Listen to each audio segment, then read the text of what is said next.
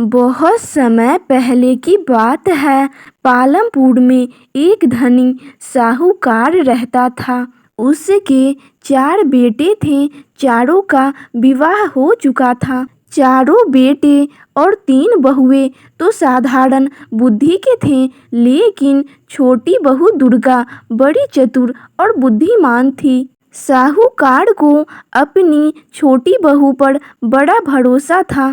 एक बार प्रदेश का राजा साहूकार से किसी बात पर नाराज हो गया। उसने साहूकार और उसके परिवार को देश निकाले की सजा दे दी और आदेश दिया कि देश छोड़ते समय वे अपने घर से कुछ भी लेकर नहीं जा सकते, सिवाय अपने शरीर पर पहने हुए वस्त्र और आभूषण के। साहूकार ऐसी आज्ञा सुनकर बहुत दुखी हुआ, पर राजा की आज्ञा मानने के अलावा उसके पास और कोई चारा भी नहीं था। चलते समय छोटी बहू ने राजा के सिपाहियों से पूछा कि क्या वह रास्ते में खाना के लिए कुछ रोटियां बना सकती है। राजा के सिपाहियों को इस पर कोई ऐतराज नहीं था। दुर्गा ने जब रोटियों के लिए आटा गूंदा, तब आटे में 4 बहुमूल्य माणिक छिपा दिए। फिर उस आटे की रोटियां बनाई और राजा के सिपाहियों को दिखाई। सिपाहियों ने रोटियां ले जाने दी। दुर्गा ने रोटियां एक पोटली में बांध ली। साहूकार का परिवार अपनी यात्रा पर निकल गया। सारा दिन चलने के बाद वे लोग एक नगर में पहुंचे। अब तक रात हो गई थी। साहूकार के परिवार ने एक धर्मशाला में डेरा डाला और खा पीकर सो गए। सुबह साहूकार ने कहा, जो कुछ गहने सबके शरीर पर हैं, वह सब दे दो, जिससे उन्हें बेचकर कुछ खाने पीने का सामान और पहनने के लिए कपड़े आदि खरीदे जाएं। पिताजी, आपको गहने बेचने की कोई आवश्यकता नहीं है। यह माणिक लीजिए और इसे बेचकर खाने पीने का सामान भी खरीदिए और व्यापार भी शुरू करिए। दुर्गा ने एक माणिक साहूकार को देते हुए कहा। साहूकार ने माणिक ले लिया और बाजार की तरफ चल दिया। यह बहुत बहुमूल्य माणिक है, इसका मूल्य तो कोई बड़ा जौहरी ही दे सकेगा, उसने सोचा। फिर वह माणिक लेकर सबसे बड़े जौहरी की दुकान पर पहुंचा और उसे माणिक दिखाया। माणिक देखते ही जौहरी की आंखों में चमक आ गई। यह माणिक किसी तरह से इससे हासिल करना होगा, उसने सोचा। वह जौहरी असल में एक चोर था। उसने साहूकार की खूब आवभगत की और बोला, यह माणिक बहुत बहुमूल्य है, इसके लिए मुझे घर से सोने की मुहरें मंगानी होंगी। और नौकर को घर भेज दिया मुहरें लाने के लिए। अब वह साहूकार को दूसरे कमरे में ले गया। वहाँ एक कुर्सी रखी थी। कुर्सी कच्चे सूत से बुनी थी और उस पर एक पतली गद्दी रखी थी। कुर्सी के नीचे एक तहखाना था। आप जब तक नौकर आता है, इस कुर्सी पर बैठकर आराम कीजिए, मैं आपके लिए शरबत पानी भिजवाता हूँ। जौहरी साहूकार से बोला। साहूकार कुर्सी पर बैठ गया। उसके बोझ से कच्चे सूत के धागे टूट गए और वह तहखाने में गिर गया। जौहरी ने झटपट तहखाने के मुंह पर एक बड़ा पत्थर रख दिया और बाहर निकल आया। माणिक उसने अपनी तिजोरी में रख दिया। उधर धर्मशाला में बैठा साहूकार का परिवार उसकी प्रतीक्षा करता रहा। लेकिन जब सुबह तक साहूकार नहीं लौटा तो दुर्गा को चिंता हो गई और उसने दूसरा मानिक निकाल कर अपने पति को दिया और बोली, आप यह मानिक लेकर जाइए। यदि पिताजी से आपकी भेंट हो तो यह मानिक वापस ले आइएगा, वरना इस मानिक को बेचकर खाने पीने का सामान ले लीजिएगा। दुर्गा का पति मानिक लेकर बाजार की तरफ चल दिया। वह भी उसी जौहरी की दुकान पर जा पहुंचा और उसके साथ भी जौहरी ने वही किया जो उसके पिता के साथ किया था। अब बाप बेटे दोनों तहखाने में कैद हो गए। जब दुर्गा का पति भी सुबह तक नहीं लौटा तो दुर्गा को बहुत चिंता हुई। अब मुझे खुद ही पता लगाना होगा कि इस नगर में मेरे ससुर और पति कहाँ खो गए। उसने अपने शरीर पर पहने हुए आभूषण लिए और बाजार की ओर चल दी। वहां पहुंचकर आभूषण बेचकर उसने खाने पीने का सामान और सबके पहनने के कपड़े खरीदे। अपने लिए उसने सिपाही की पोशाक खरीदी। धर्मशाला पहुंचकर उसने खाने पीने का सामान और कपड़े परिवार वालों को दे दिए और यह कहकर कि वह ससुर और पति की खोज में जा रही है, वहां से चल दी। उसने सिपाही का भेष बनाया और सीधे राज दरबार में जा पहुंची। उसने हाथ जोड़कर राजा से विनती की कि उसे अपने सिपाहियों में रख ले। राजा ने जब उस सुंदर युवक को देखा तो सहस्र उसे सिपाही की नौकरी दे दी।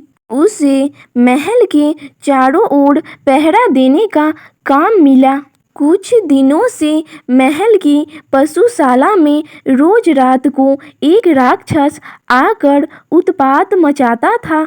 वह रोज एक पशु को मारकर खा जाता था। उसके डर के मारे कोई सिपाही उधर पहरा देने के लिए राजी नहीं होता था। दुर्गा ने राजा से पशुशाला में पहरा देने की आज्ञा मांगी। पहले तो राजा ने इतनी कम उम्र के नौजवान को मौत के मुंह में धकेलने से मना कर दिया, लेकिन दुर्गा के बहुत कहने पर आज्ञा दे दी। जंगल के रास्ते पर एक बहुत बड़ा और घना पेड़ था। जब रात हुई तो दुर्गा उस पेड़ पर चढ़कर बैठ गई। उसने छुरी से अपने बाएं हाथ की उंगली में घाव कर दिया, जिससे कि घाव के दर्द से उसे नींद न आए। फिर पेड़ पर बैठकर पहरा देने लगी। आधी रात के बाद उसे जंगल की तरफ से आहट सुनाई दी। उसने देखा कि जंगल से निकलकर एक बड़ा सा भैंसा सिंह उठाए महल की चार दीवारी की तरफ दौड़ा चला आ रहा है। वह समझ गई कि यही राक्षस है। जैसे ही वह भैंसा पेड़ के नीचे आया, दुर्गा दोनों हाथों में तलवार लेकर उसके ऊपर कूद गई और तलवार से उसकी गर्दन काट गिराई। मरते ही राक्षस अपने असली रूप में आ गया। दूसरे दिन जब राजा को यह समाचार मिला तो वह दुर्गा से बहुत प्रसन्न हुआ।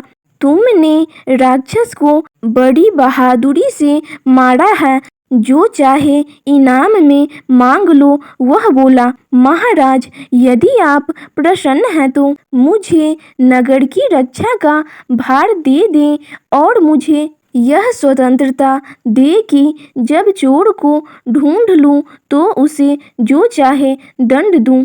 राजा को नौजवान की बहादुरी और समझदारी पर पूरा भरोसा था। उन्होंने दुर्गा को नगर का कोतवाल बना दिया। अब दुर्गा अपने पति और ससुर की खोज में निकली। मेरे ससुर बहुत योग्य व्यापारी थे।